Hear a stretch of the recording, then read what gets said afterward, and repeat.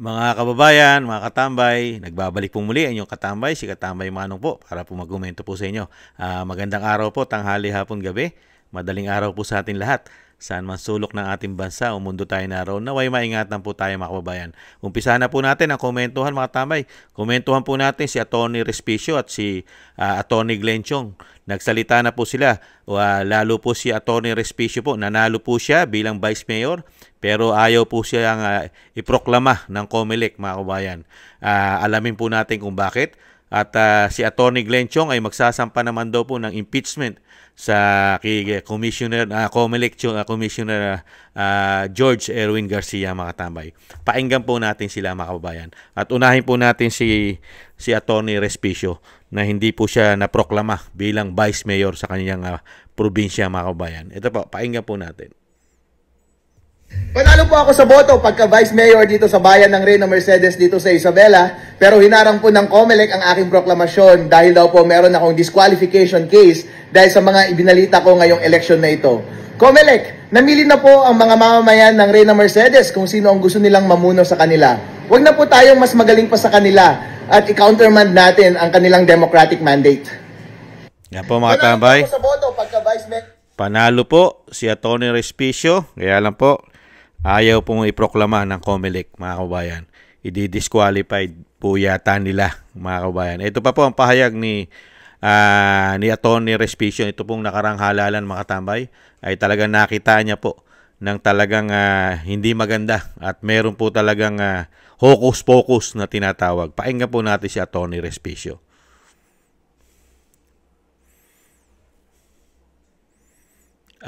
Sandali lang po. Anuhin ko lang po.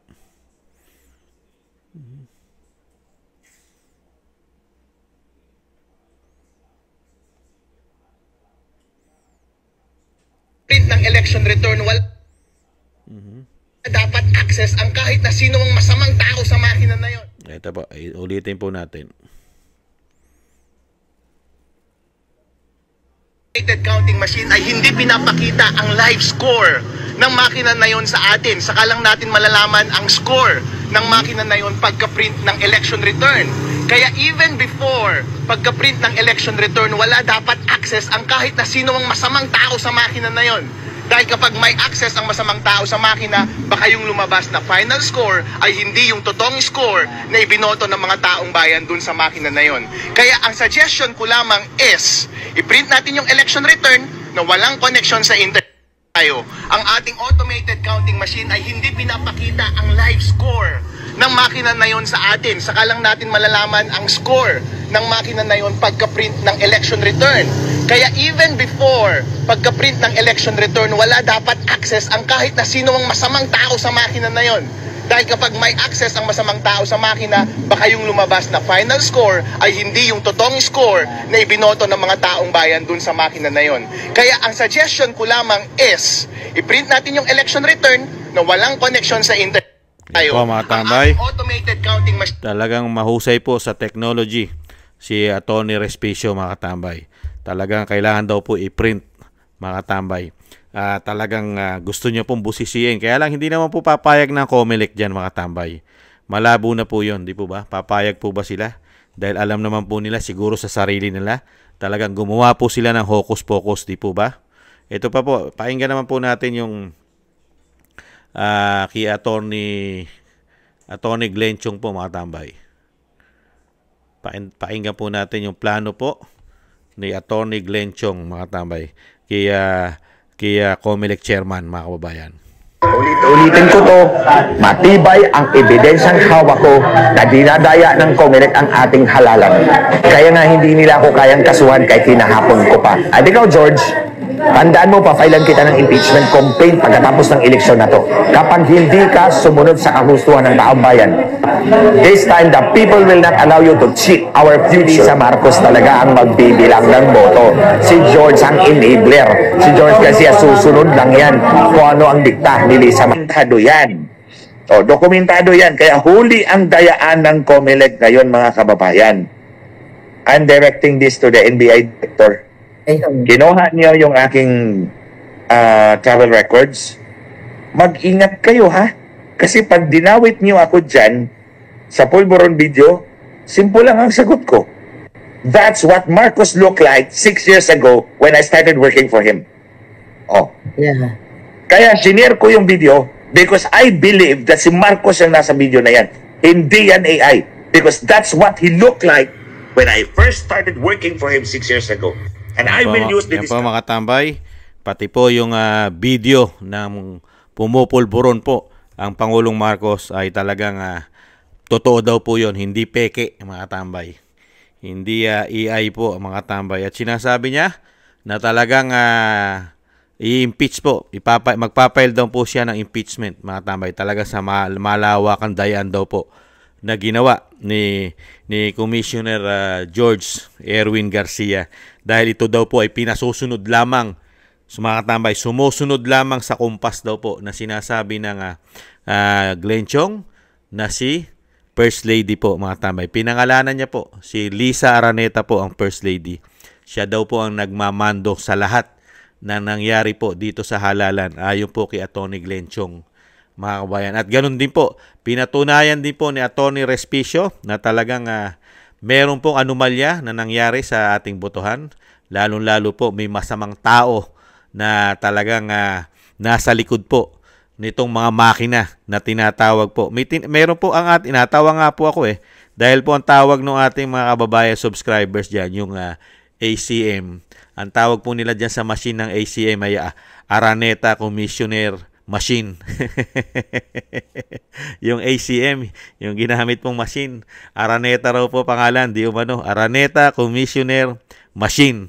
Grabe mga tama yan. Tingnan nyo, yung ating mga kababayan talagang nagdududa rin po. Tayo po lahat na nabudol ay talagang nagdududa po tayo na bakit nagkaganon ang resulta ng bilangan. Kung tayo po ay nag-block voting, di ba? Nag-block voting tayo pero nakita natin yung ating binoto katulad ni Senator Bongo ay napakalaki po ng numero niya. Di ba? Nasa 20 plus million na siya. Pero bakit yung ating kasamang block voting hindi man lang po pumarehas o hindi man lang po nailagay sa Magic 12? Hindi po ba dito ka magtataka ka na merong hocus-pocus na ginawa sila di umano? Di ba? Hindi kaya kinuha o binawasan talaga? O talagang nakaprogram na yung sinasabi nga ni Atty. Respicio sa ginawa nila. Merong tao na masama ang nasa likod ng mga computer na yan o machine na yan na talagang nakaprogram na mga kababayan.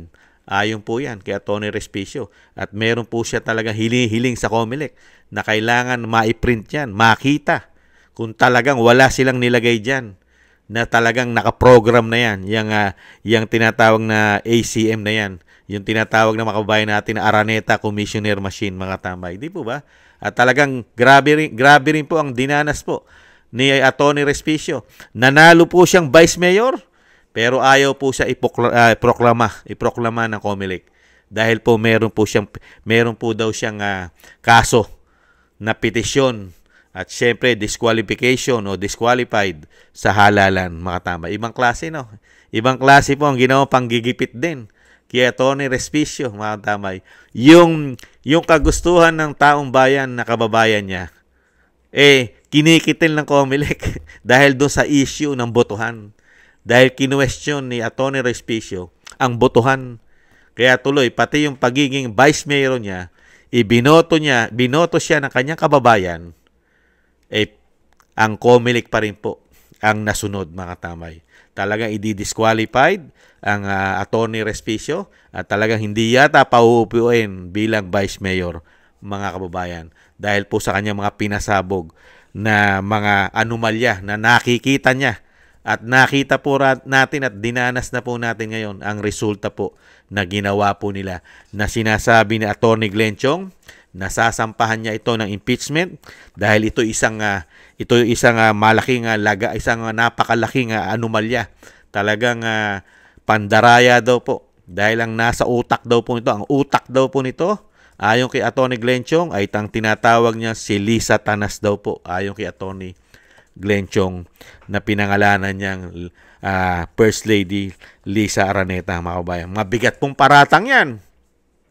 Yung ginawa po ni Atty. Glenn Chong ay napakabigat pong paratang yan dahil pinangalanan niya ang First Lady, ang sinatawag na Lisa Tanas daw po. Pinangalanan niya.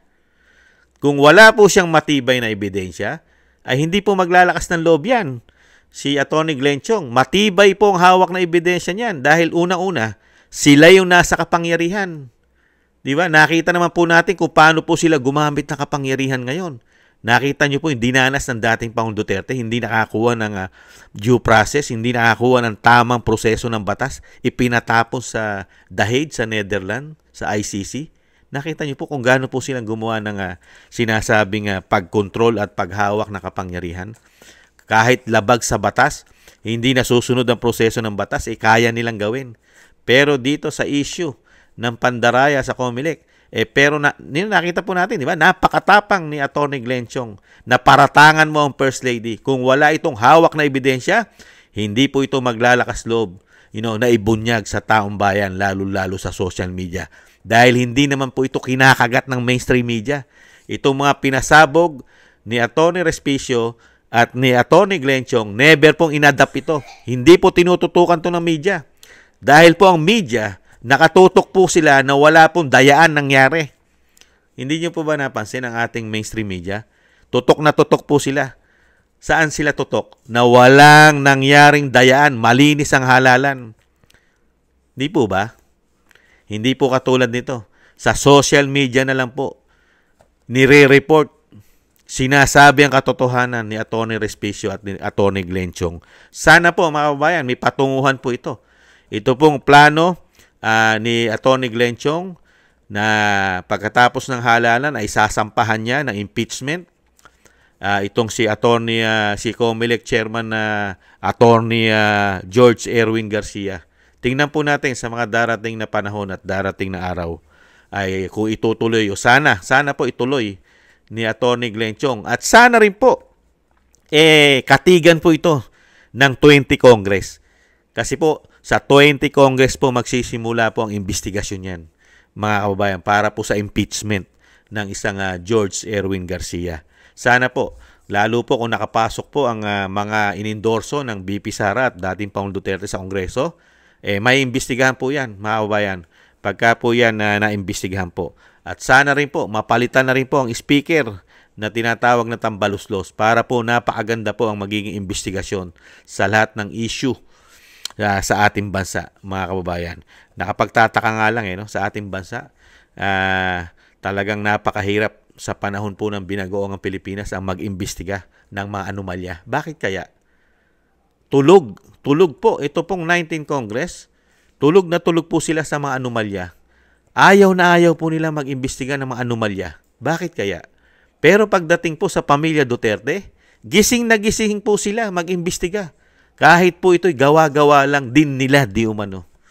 Mga kabayan, ay nakakalungkot po. Sana itong pagpasok ng 20 Congress, kahit po nakita po natin na malawakan ang ginawa nila, di umanong dayaan, lalong-lalo po sa Senado.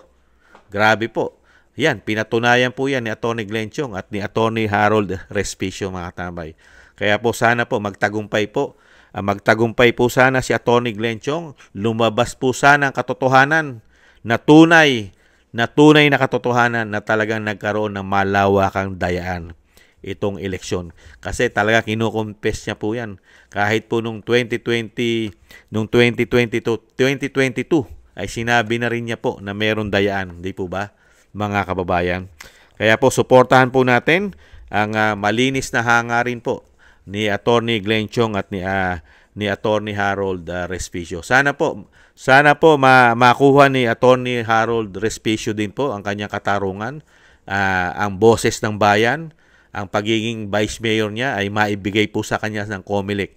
Hindi po sana siya ay mapolitika dahil doon sa kanyang pagpapasabog sa ating taong bayan ang sinasabing sikreto na gagawin dayaan.